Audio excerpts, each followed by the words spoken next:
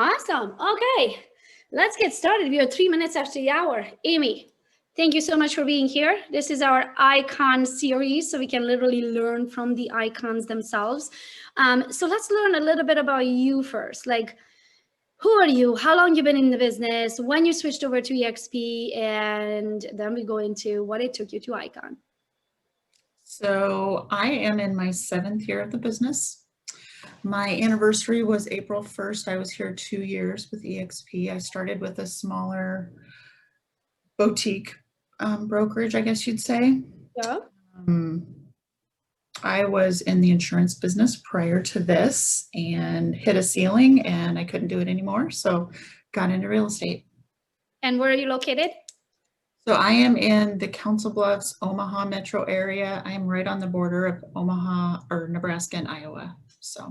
So you are 2 state licenses, correct? Yes. So how many transactions, or do you do both? How many transactions did you do in Nebraska versus Omaha? It usually ends up being like 75% in my home state and then 25 the other. Oh, that's awesome. So, okay, so tell us this. Why did you switch to EXP? What was your big why? Was it the icon?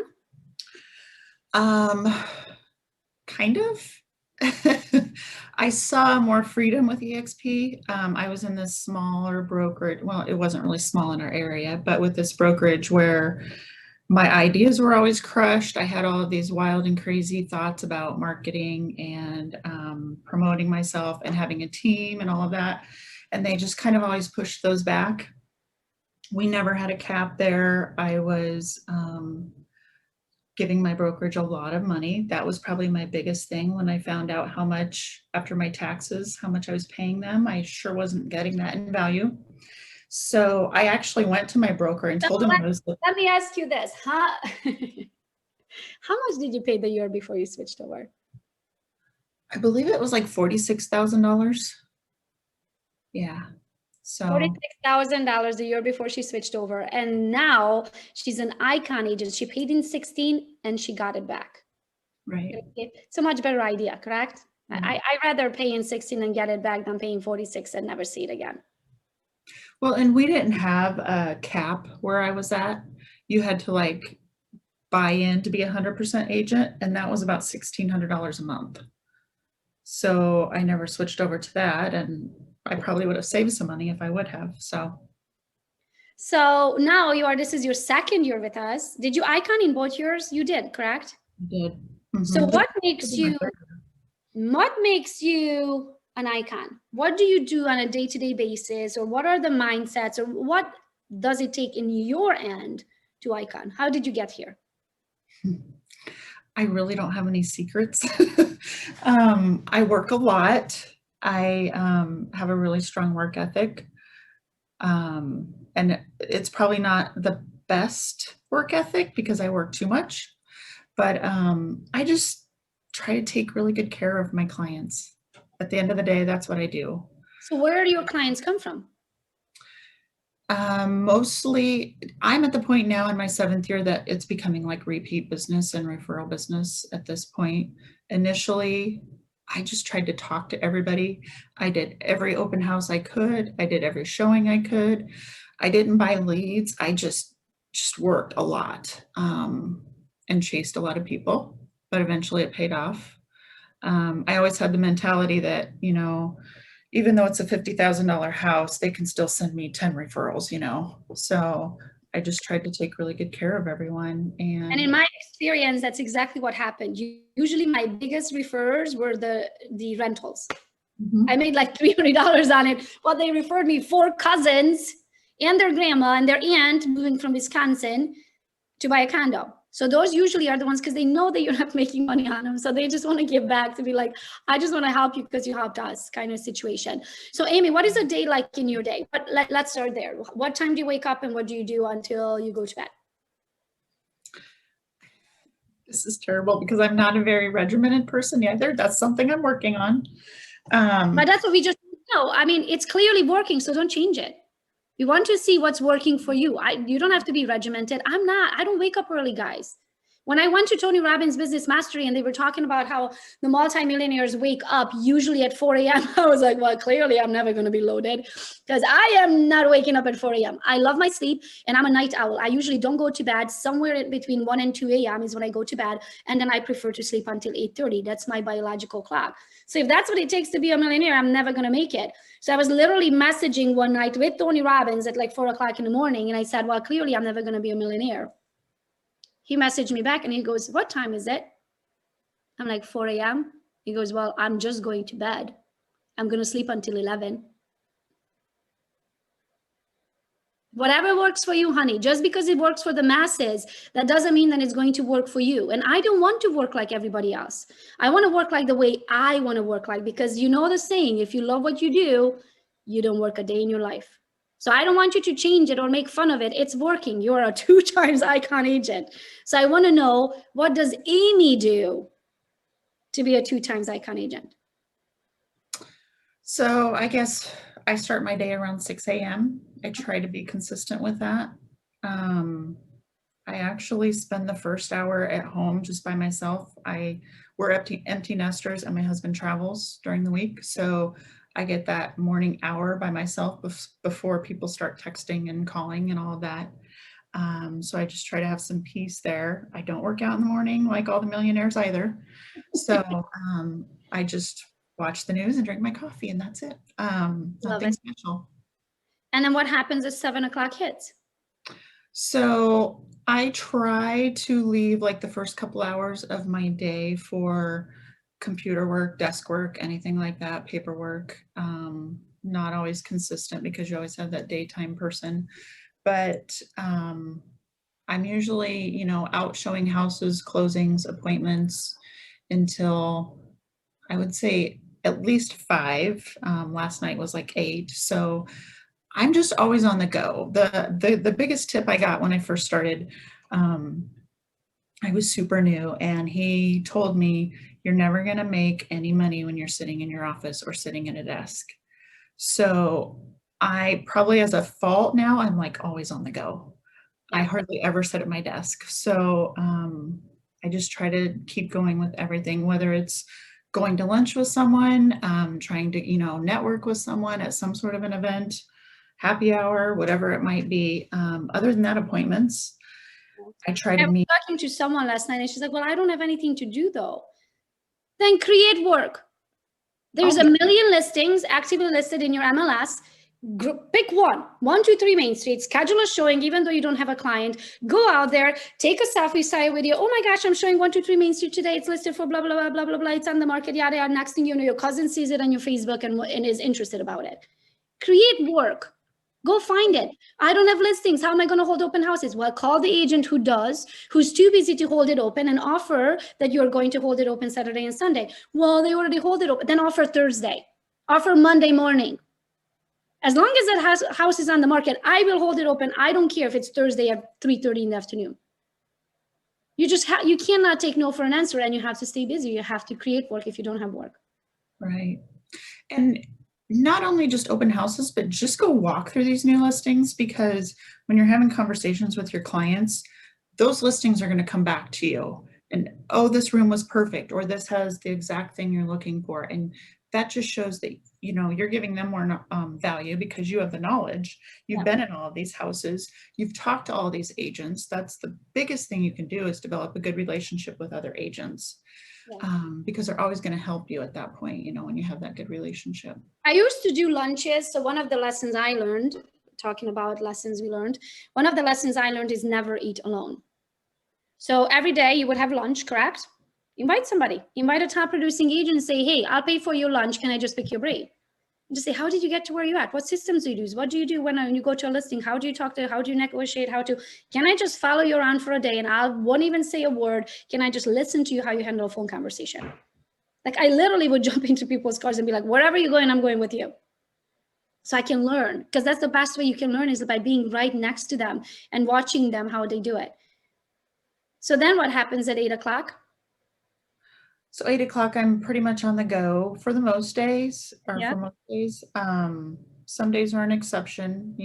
I have to get caught up on paperwork at some point. So you still don't have a transaction coordinator? I do have a TC now, but that doesn't take everything off of you. I'm still shopping for an assistant and I cannot find that right person. So I'm still interviewing. Tried the VA route. It's not going so well. So I just need that in-person right-hand person and I can't find them. So. Got it. So we'll work on that. So then at 8 o'clock at night, when you get home from a long day, what do you do? Do you do any educational stuff? Do you watch any YouTube videos or anything, or do you just turn it off and call it a day? I usually try to sit down and just collect myself for an hour because I'm a complete introvert and my days take it out of me when I'm around people. I don't like to be around that many people all day. So when I get home, I just need to collect myself. So I usually sit for about an hour. And then at that point, I'm a reader, so I will read instead of, I'm not a video watcher, so I'm trying to read some books. And then I'm still doing paperwork. So. Is there any books that you're recommending that change your life? The Ninja book is a really good one. I'm a big Ninja fan, Ninja selling. Okay. It's like kind of the not so salesy agent, but love that one. Right now I'm reading You're a Badass at Making Money. I love that one. Really good one. Yeah. Oh, and I'm a huge Ryan Serhant fan. So Big Money Energy, excellent. Anything he has, I read or watch. Mariana, can you post our 3 into the Facebook group today? Right under the Amy's video. Yeah, sure. Thank you. So Amy, what, I'm sure you had some hardships that you had to come over, baby mindset or things like that. So how did you get from being a brand new agent to being an icon? Were there any lessons in the middle besides keep busy? Just since I've come over to EXP or in general? In general. In general. I love to come over to EXP. So that was a totally different transition. When I came over, we had one agent in my local area. So I was this outsider or, outlander, switching over to this company no one had heard of. So that was a big change. But I think the biggest lesson I learned was don't pay attention to what everyone else is doing. You can compare yourself to them all day long and you need to be the unique one. You don't want to be like everyone else. That's the way you stand out. Always be humble because this business will kick you in the gut at any given time and bring you down. What are some? I know you're having like 7 active transactions and they all fall apart on the same day. You're like, what the? Seriously? There we go. Let's do it again. Yeah, you never know. You could be at the biggest high and then they just all fall apart on the same day. Mm-hmm. I agree. But that's why you have to have multiple. Because if you have one transaction and it falls apart, it's 100% of your commission. If you have 10 transactions and one falls apart, it's 10% of your commission. So totally different. It will affect you in a totally different way. So you have to go for the numbers. So then when something goes south, it doesn't affect you and your bottom line as much. So let's open it up for questions. Usually these are just a quick little interview of trying to get to know Amy and how she got to where she's at, but ask her absolutely anything. So go. What do you want to know? Hey, Amy, it's Jessica Taylor. Did you join any organizations in your area when you first started? Let me think. Back when I first started, I started in a BNI group initially. Wasn't for me. Way too structured. It was really stuffy. That was one thing. Joined our Chamber of Commerce, which I didn't get a ton of value out of, but you do meet a lot of people that way, which is a great thing. I actually, I think in my third or fourth year of business, I started my own networking group. I had a couple of people in my networking group that I really connected with. So we decided to start our own, very informal. We chose the people we wanted in the group. We all have kind of the same business mindset. So we would go to lunch once a month. It was really casual, talk about different problems each of us are having, anything that's going on in the world, and how we can help each other. We could bounce ideas off of each other about our business. And then eventually we just started all referring business amongst each other. Like one of my biggest persons in my networking group is a financial advisor. He sent me a ton of business. A painter, he sends me business all the time. So we all just kind of, and then having that good network when you need someone and you need someone yesterday to get a file closed, they'll come save your ass because they're just such close friends. So that's a big thing I can pump, is having a good network of people, and, you know, give to them as much as they give to you, and you can always save each other. So yeah. That's Probably one of my best qualities is how resourceful I am and the people I know. I'm a connector. I was like, hold on a minute. I know somebody who can do that. And then I have zero problem calling them and be like, I don't know how to do this. I know, you know, do you have a minute to talk? Can you help me out? Like, you know what I mean? And that, number two, you want to have, Jessica, if you decide to get your own group, you want to have different, just as she said, you want to have different caliber of people. Look at it as like your board of directors that you run your ideas by. They all a different walk of life. They all bring something to the table, but then you also not recruit, or you're not recruiting against each other. You don't necessarily want another top producer in that group, because then this financial advisor is torn of like, do I send it to Jessica or do I send it to Amy? right. You know what I mean? So if you're creating your own group, have a bunch of different people, but not two of the same. The same job. So if you get an attorney, fine, you get one painter, you get one dog walker, you get one daycare, you get one radio station, you get one, you know what I mean? Like whatever those different things are, different people, you know, but never two of the same. So you're never competing against the other person in your own group. Right. Another thing, I joined the Building and Trades Association, our local one. That's a great way to meet builders or contractors. And some of those builders may not be represented, so it might be a good conversation to have if you want to get into new construction. Another one I'm just getting ready to join it's called the 712 Initiative, and it's a local, what was that? Nothing. Sorry. Yeah. It's a local organization that's helping bring back some of these old abandoned homes in the area. So you're going to connect with even more of a network there. There is one agent on their board. I'm just going to start getting involved, but like he lists all the homes that they revamp and bring to the market. So that's another way to connect with. And how do you find these organizations, Amy? A lot of it, I ask around, you know, get on if you want to be in a niche of a city, you know, get on their website, and they're going to list a lot of those organizations. There's so many different ones locally. That's a good idea.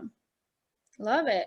Yeah, connections is all you need to do is create connections, and the opportunity will come. I love it. I see Lynn on here very quick. Lynn just iconed. Congratulations, Lynn. First year with us, and she did it. Good job, Lynn. And also, Lynn, are you here? Can you hear us? I have another something for her. I don't think she can hear us. Lynn, when you can hear us, unmute yourself and let me know that you can hear us.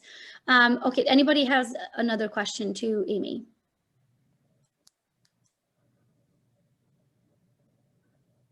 I want to know systems, Amy. How do you track your clients? What do you use?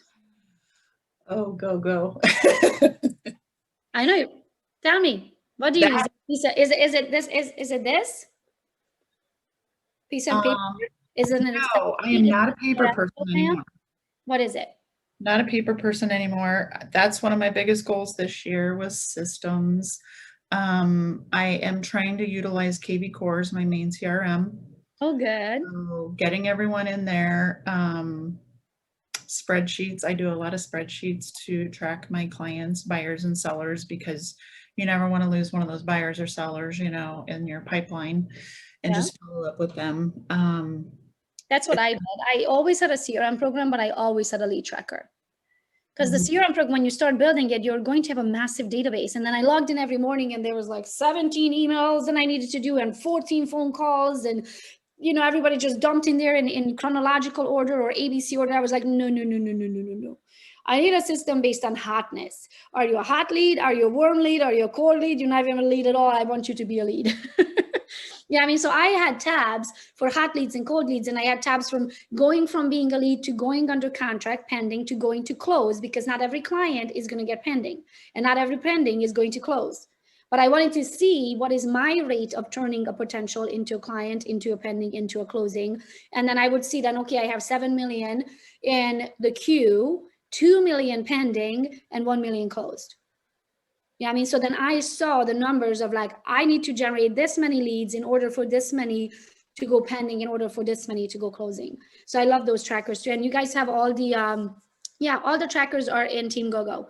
I think Crystal asked. Crystal, you just have to go into the Facebook group, go to the Google Drive, and all of my trackers are in there. Yeah. So awesome. So now you do, so do you do anything follow-up wise with your clients afterwards? Do you do reviews and feedbacks or closing gifts or follow-up events or things like that?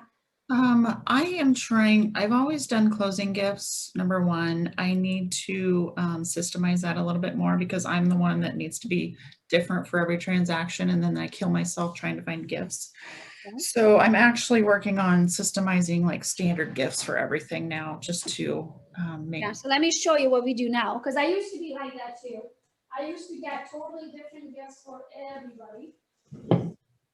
And now they may get something different. They may get something that's personalized, but everybody gets this. And this is in the Team Gogo store. So it's a big, like a cheese board or cutting board or something. So the front just says Home Sweet Home. And then the back says Gogo's Real Estate Team, Team Gogo, all of those things. And these are, I think these are $20 some or $30 some, right in that price range. I order 10 of them at a time. So they're just sitting here. So when Clancy's going to the closing, she's just grabbing this, putting it into a bag with the Team Gogo logo on it or Gogo's Real Estate Team logo on it. And we might add a bottle of wine or something else next to it. But it's something that they can remember, something they can use, and your promotion is on there on the back. This is also in the Team Gogo store. If you guys log in to teamgogo.team, on the very top, there's a store. So you can pre-order them. You all get it at a 10% discount as well. So this is what we use now. I used to do the individual gifts, but then I was like, oh my gosh, I don't have to. The night before was a long day and I didn't have time to go buy them a gift. And in the morning, we had a final walkthrough at 8 o'clock. So nothing's even open before 8. And then at 8 o'clock, final walkthrough, and I'm rushing to the closing. So it ended up just being too much work and of a shit show, excuse my French. So we ended up being a little bit more systematized. For buyers, we always did a mat. I love our mats and I miss our doormats. So we would customize. Is that even a word? Customize. We can make it a word. Customize a doormat. So it said the Bethkes established in 2020. And then on the back, we would have our, sticker on it so they never forget us. So we used to do that. But then what happened to that, Christy? They're a pain in the butt to make, and we got insanely overwhelmed with buyers and sellers and Team Gogo agents, and I couldn't make them all at once, but I have time to make them now. I have one blank one. I'm like, what am I going to do with it? I need to do something with it. Buy-side transaction, we need to do it. So I used to love them. I used to love the doormats. It was personalized. Our clients loved it. They would call us the next year and be like, it faded. Could you make me another one? Like literally, they're ready to pay for it. But then that way they remembered where they got it from. And that's all I need them to remember, my name and what I do for a living. So how about reviews and feedback? Do you do that, Amy? Do you have like a Google review or Facebook or Zillow? We send everyone an email after closing, just asking them for a review on one of our platforms. I set up a Google. Which one do you prefer? What was that? Which one do you prefer? I actually set up a Google My Business account 2 years ago, and I have found that one to be the best because it doesn't go anywhere. Yeah. And then everybody Googles, so it moves you up in the ranks there too. And I love it's all in one location. I don't ask them. I mean, I list the Zillow and the Realtor.com links, but I like the Google My Business one. So I do Google My Business, Facebook page review, because then again, you show up higher on Facebook, and then Zillow, because Zillow generates the traffic to their site. All I need to do is be an option on there.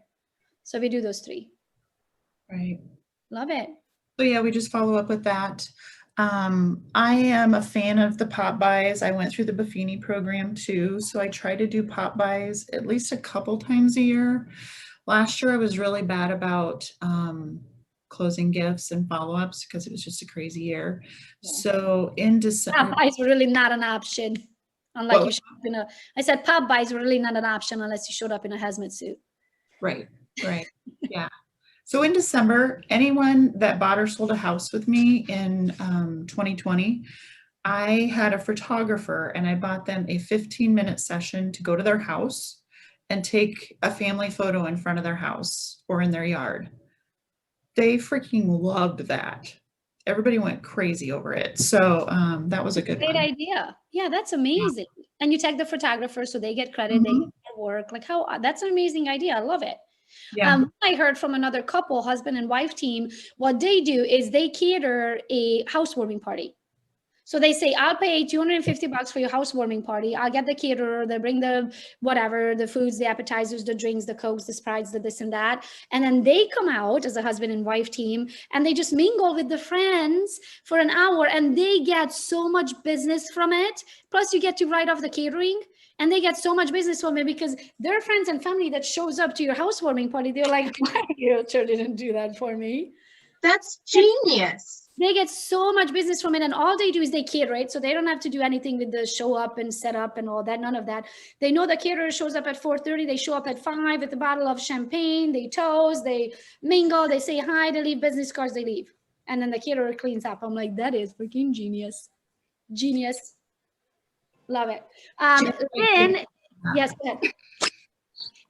I want to say happy birthday. Lynn, it's your birthday, correct? Yes, thank you. I was outside because I had a little delivery, so I apologize. I saw that you had wanted me to unmute. Yeah, because I wanted to congratulate you for iconing. Thank you. Oh, thank you. It's a big deal. And then also I saw that it's your birthday today, so I wanted us to sing you happy birthday very quick. Oh my gosh. Can we Thank do you. It's my birthday. Okay, 1, 2, unmute yourself. Let's sing Lynn happy birthday very quick. 1, 2, 3. Happy birthday to you. Happy birthday to you.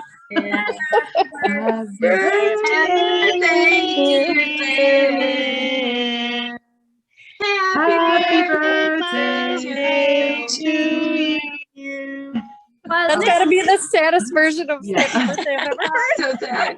Oh, thank you so much. So sweet. I'm like, this was painful, but happy birthday. Thank you. And congratulations for iconing. We're so proud of you. Thank you. Thank you. That was I thought I had 2 more transactions I have yet to close. I thought I needed both of them, but there was a little glitch on the reports in the back office. So they were fortunate. They were able to figure it out. And I had no idea. They contacted me and said, you already iconed. So Woo! that was That's the best thing. Oh, I'm so happy for you. Congratulations. So we're going to have on here for one of these icon series so you can share your thoughts on how you got to where you're at. If you don't mind, Mariana is going to reach out. Okay, sounds good. Thank you for being here. Thank you. Amy, we are right at the hour. Is there anything that we didn't cover today that you definitely want to share? I don't think so. There really isn't a secret to this. You just have to get out there and put yourself out there in front of people and just talk to more and more people every day. And that's, it's going to be a lot in the beginning, but eventually it builds up and then you're overwhelmed with business. Yeah. And that's the thing that you guys are going to have to learn. And this is what happened to me and it happens to everybody. You are going to do lead generate. And suddenly you have so many leads that you're so busy working them, then you stop lead generating and then you close those and you're like, now what? I don't have anything to work on. The river dried up. Then you are down in the low and then up in the high and down in the low, up in the high. That's why you have to have systems. So you always have closings. You always have to lead generate. You always have to get them to the closing table. You always have to lead generate. You always have to get them to the closing table. So you don't have the real estate roller coaster, because otherwise it's a roller coaster. You're employed, unemployed, employed, unemployed. So you have to get those systems and, say, I'm a lot like Amy, believe it or not, I'm an introvert. I need to be alone, but in the same time, I love people. So same thing happens to me. When I'm out there and I'm doing people all day, I need to come home and shut down. I just need to be home. I need to be alone for an hour, do my thing, get re-energized. I'll come up in a second, baby. Get re-energized and that's it. Then I'm good to go for another day. But I'm an introvert too when it comes to that.